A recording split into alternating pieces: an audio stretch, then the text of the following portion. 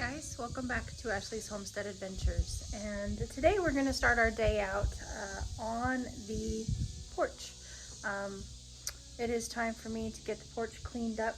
We had a huge storm go through this morning, and it dropped some hail and a whole bunch of leaves, and so needless to say, the porch is a little bit of a mess, so we need to get it cleaned up because I do like to hang out here when it is cool enough. So I'm going to flip you around, show you what it looks like now, and then we're just going to get to cleaning. So basically, it's not super dirty because I just cleaned it last week, but and our little tomatoes are doing good. But we do need to clean off our glass tables, get the chairs back where they're supposed to be, get it, good and sprayed off.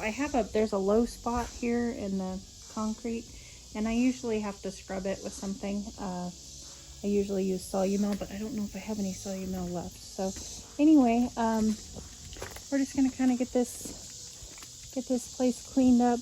I'll work on some deadheading on the strawberries and things like that, and get it looking loved again.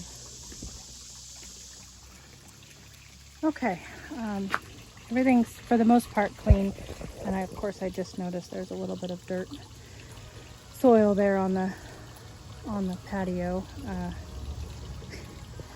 because I went ahead and I put some petunias and some vinca, and then there's some begonias, just plopped them in, filled up some holes right here from some of the plants that I got for free.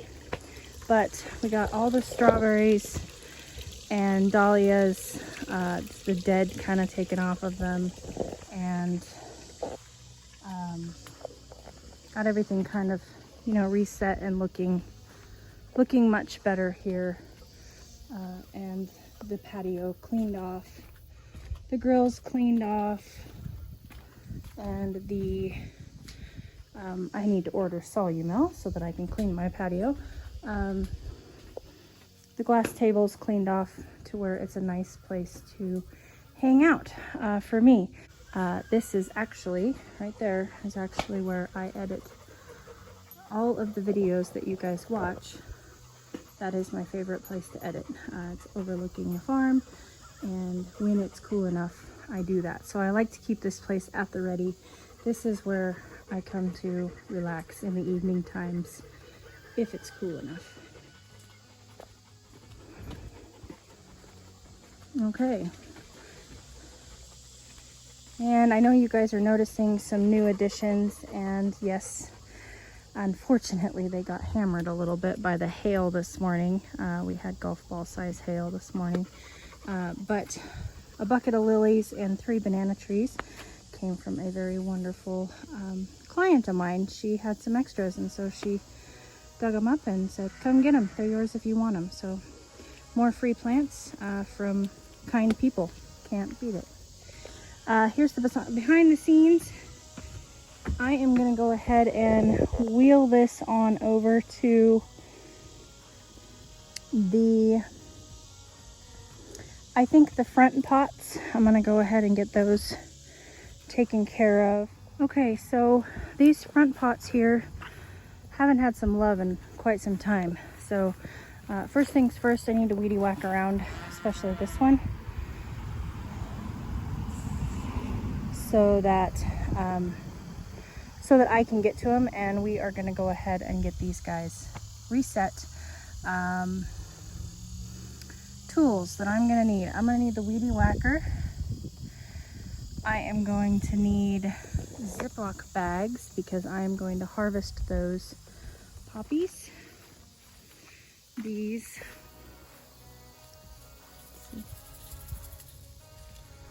Some of them have holes in them, so I don't want to shake them too hard.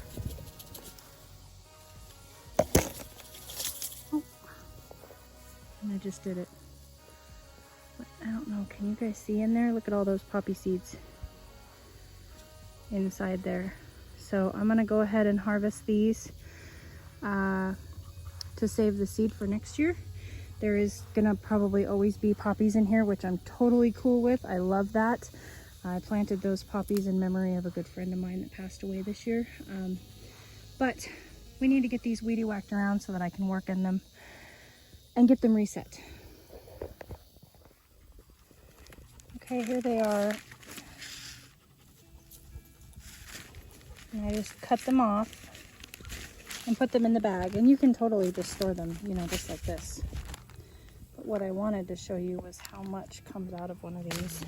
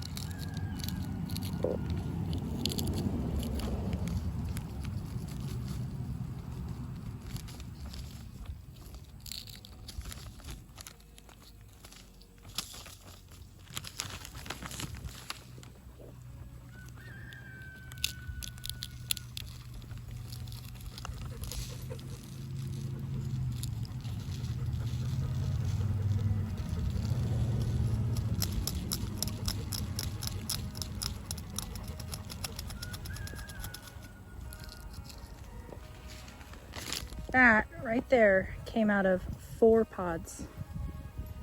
That's thousands of seeds.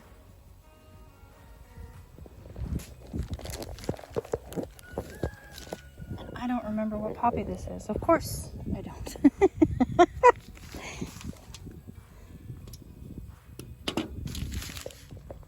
I found the tag. It was a lilac pom-pom poppy.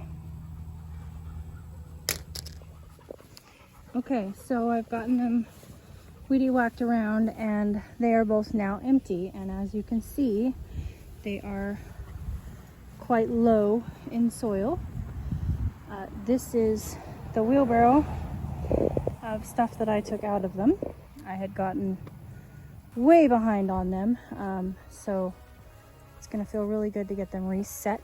And so I'm going to go ahead and take this to the chickens and then get a load of compost to top these off before we replant them.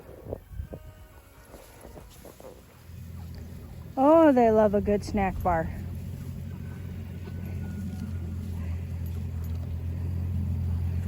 Keep composting, ladies. Keep overseeing, Bart. You're doing a good job. Thank you. Okay, I have them topped off with compost now, and I'm just going to go in with a Spoma Biotone starter, organic and natural, and I'm just going to sprinkle liberally some of this food on top of the soil here.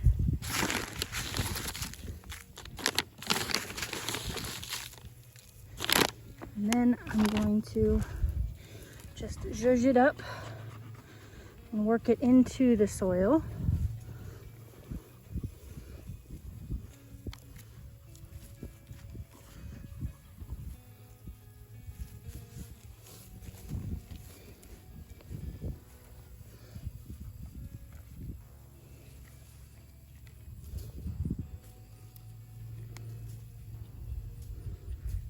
Compost is not bagged compost. This is farm compost, so there is some grasses in it. Sometimes I dig a little too deep with the bucket and get some grasses. It's okay. Okay, I'm gonna do this side.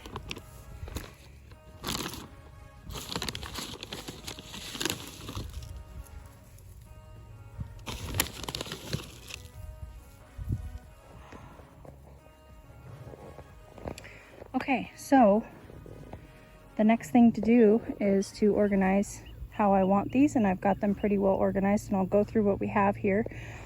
All of these plants that I'm planting today were free. The ones in the pots that have the regular tags, these came from a feed store that were they were trying to get rid of all of their plants for the year. They were tired of watering them, so I picked them up about 10 days ago. They've been sitting on my porch in the nursery, and I've been babying them along, and they're ready to go in. The lilies, like I said, came from a wonderful client of mine. Free banana trees, free from wonderful, beautiful client of mine. So thank you, Rudy's mom. And so I'll go through here and let you know what I've got. There's really no super rhyme or reason. The gondola is right there, so I get a view of this from both sides. The lilies are going in here because I don't have anywhere in ground right now that I want to put them, so I might rip them out next year once they're done flowering. But I needed somewhere to put them that they could spend the winter, so here they sit. That is a, oh, look at that, a snail. So we have the bronze leaf mix begonia. These grow 6 to 12 inches tall. They like sun or part sun. We have sweet potato vine. Sweet potato vine, 12 inches tall. And, oh, sun lover. This is the geranium. It's in a pink color. It likes sun. It matures to 12 inches tall. Another pink geranium. And that beautiful little blossom. 12 inches tall as well. This is a white geranium. Sun and 12 to 14 inches tall. This is a lantana. And this is in a yellow color. Shamrock, it says Shamrock Butterscotch Glow.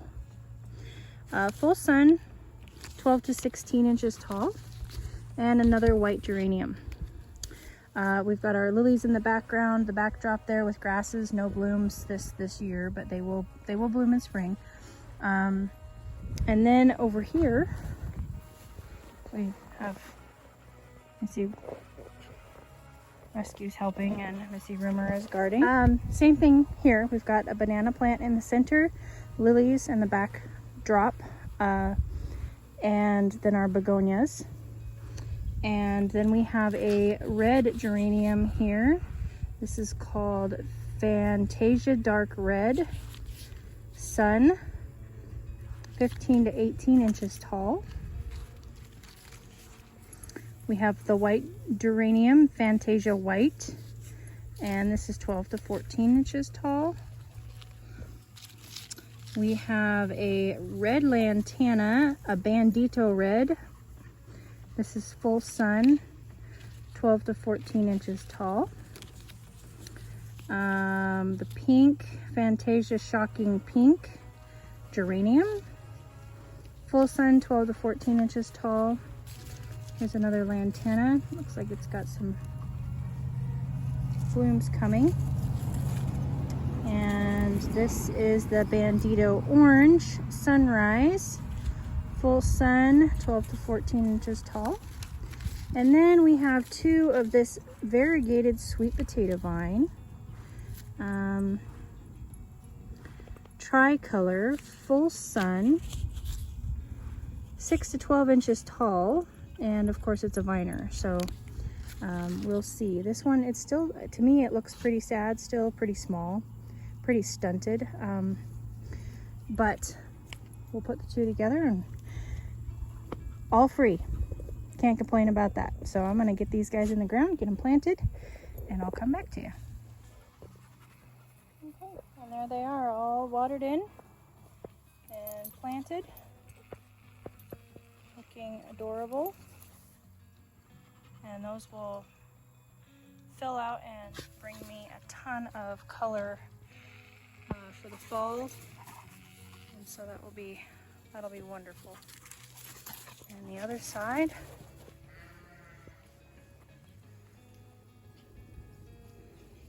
looks great. Look at these sweet little begonia blooms. And there's some red ones in here too. So this This is going to be lovely.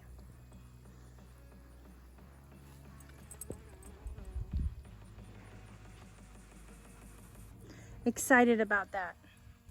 All right, on to the next task. I need to get the dogs fed really quick. We'll take this stuff inside. We'll check and see if we have anything to harvest, and then we're headed to the kitchen.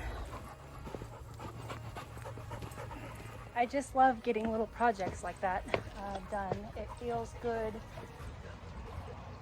to do little things to tidy up your homestead. And it also is proven to be beneficial to get in your gardens, get your hands dirty. Even if it's just for 15 minutes a day, get in there and get small projects done. It will make you feel better. Not that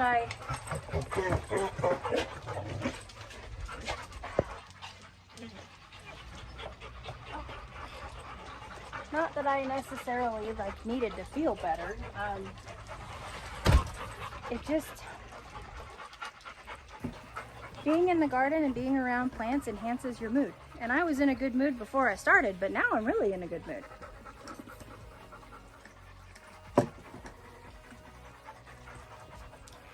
Okay, let's get these Muppets fed.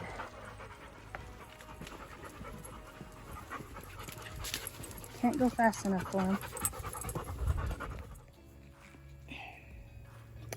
Winner, winner, catfish dinner. We now have happy dogs. Oh, the dahlias are looking beautiful. I might have to harvest some dahlias today. Okay, here is tonight's harvest. And I did, new in tonight is peaches and cream corn. So I might actually do, might have corn for dinner. Got a lot of other things. I really should be eating zucchini, but man, when the corn starts coming in, it's really hard not to eat the corn. So a couple things that I have been told, sorry my hands are dirty from being in the dirt. A couple things that I have been told on how to check your corn is A, your corn will be tipped out from the stalk. So here's your corn, right? And usually your corn grows pretty closely to your stalk, right? Well, what will happen is about 3 weeks after you tassel, those are tassels, you will, you're gonna tassel, and then you're gonna see silks, which that's what these are. This is silk. And then about 3 weeks later, your silks are going to turn brown. And your corn is going to start to fall away from the stem. Now, some not very far. Some it's just a slight tip. And then, if you peel some back and you look inside and your corn is well pollinated. Now, a lot of people will think that when they open up their corn, if they see blank spots, they'll think, oh, it's just not ready yet. That's not the case. If you have blank spots or kernels missing, then that means that your corn was not pollinated properly or enough. It means that basically each kernel is a seed. And if your corn is not pollinated enough or properly, you will have bald or blank spot corns or blank spots on your corn cob. As you can see, I don't have any of that I can see right now. And then when you poke your corn, if I can get nice and close here, you want it to be milky.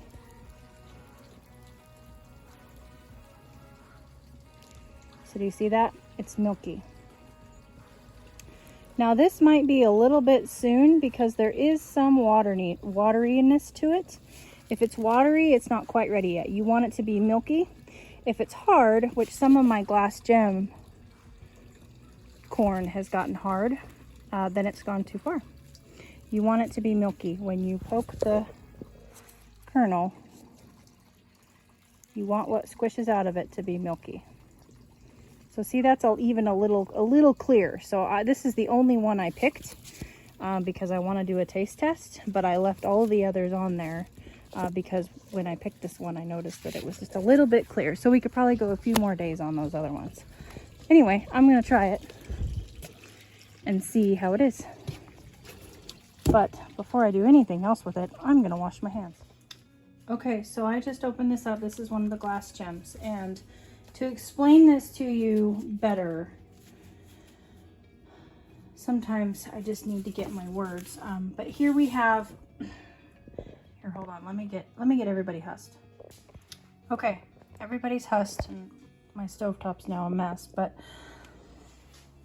basically, each strand of husk in your ear of corn, and this generally would go like this, right?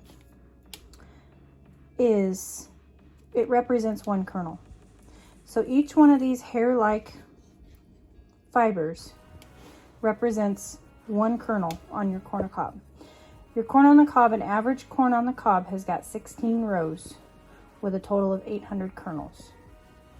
Now, this is exactly what I was talking about. This glass gem corn is not pollinated well, meaning that each one of these strands did not get pollinated. Only the ones that actually a kernel popped up got pollinated. That's not good pollination at all. This is the baby Chires, or the Chires baby corn. That's pretty good pollination. I've got some blank spots up there, but that's pretty good pollination. This is the peaches and cream. Good pollination, not perfect, but good. Now, here's the next thing. I believe, here's the other reason why I believe that I harvested this prematurely.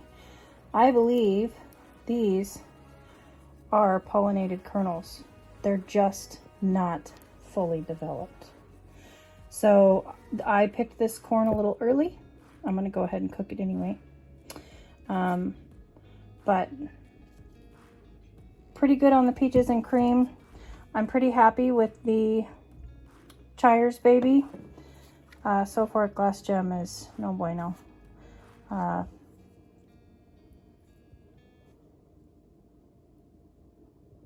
And it's pretty hard. Super milky substance, but I'm going to go ahead and cook it because I want to taste test it. And I don't care if it's, you know, just a few kernels. But obviously, you couldn't sell this. You couldn't decorate with this. And this is not cost effective. You know, you need to have better pollination than that. So, I'm going to go ahead and cook these up, and this is what I'm going to have for dinner. Okay, I just wanted to see if it was like a fluke or if it was every one of my glass gem corns, and I did a couple things because, you know, there's a reason why Mama always used to make us shuck corn outside, because it makes a royal mess in your kitchen. So I went out and I got the bucket. And I also got another glass gem. And isn't that, look at that corn, you guys. Isn't that just beautiful? But this is way better pollination. And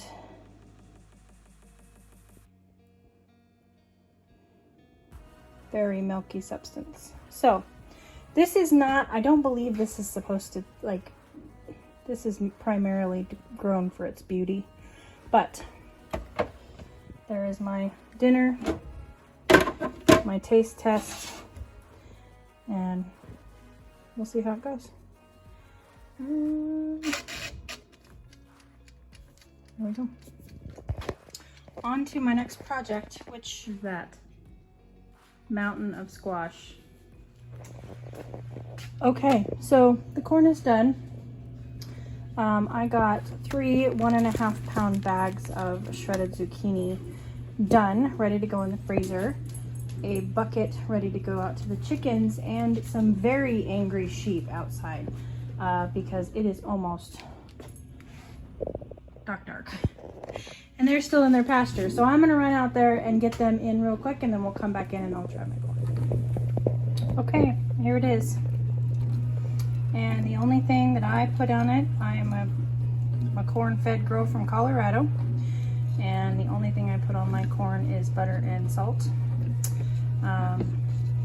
And I also don't eat my corn in front of people. So I'm gonna try these out and I'll tell you what I think of each one. Peaches and cream down. And here's the reason why I don't eat corn in front of people. I don't eat corn with a napkin or a knife and a fork. I eat corn with a kitchen towel. I don't mess around when I eat corn. I don't put the cob down till it's gone. And it is not ladylike or polite.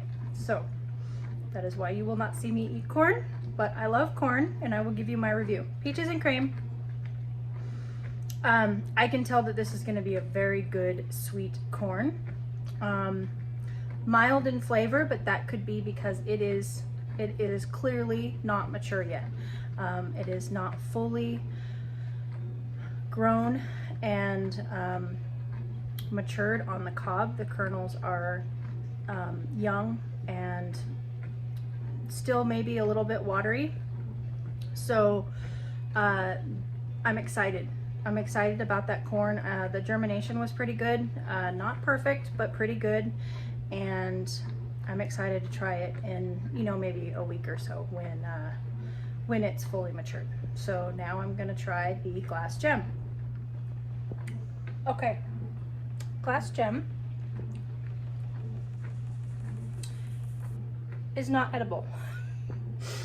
And here's the reason why.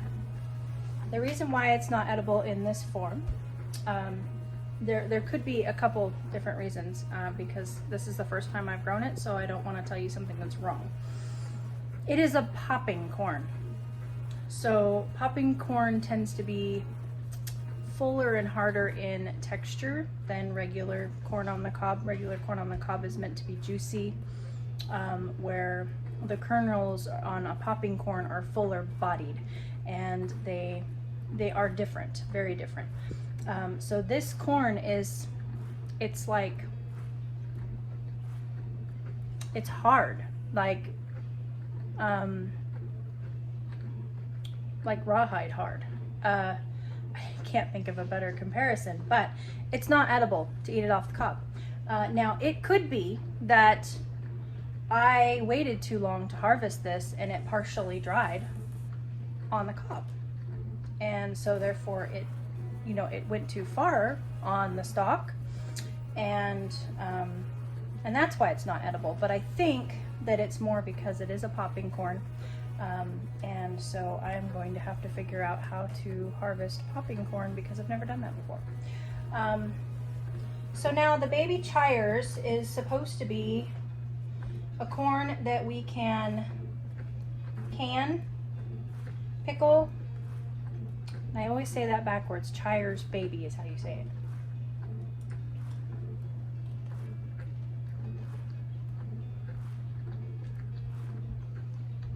The cob is a little bit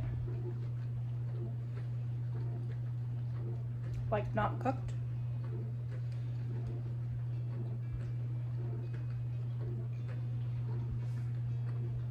I would imagine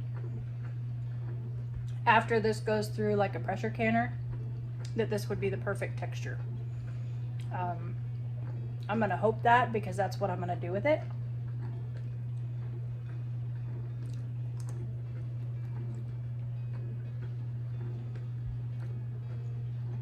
It's delicious. It's very, very sweet.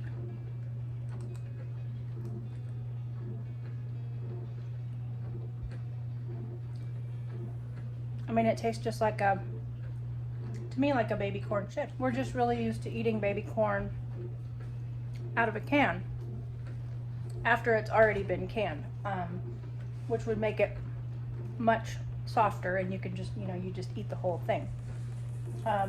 But it is worthy of canning.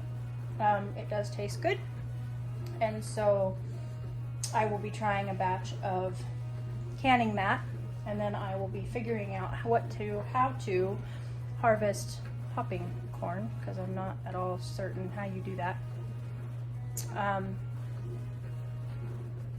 And then we're gonna wait on the peaches and cream. That's my review. And with that, I'm gonna bid you guys farewell for the night. I hope that you enjoyed coming along today on a hodgepodge video here on the farm, and I hope you had a great day. I'll catch you on the next one. Yours truly.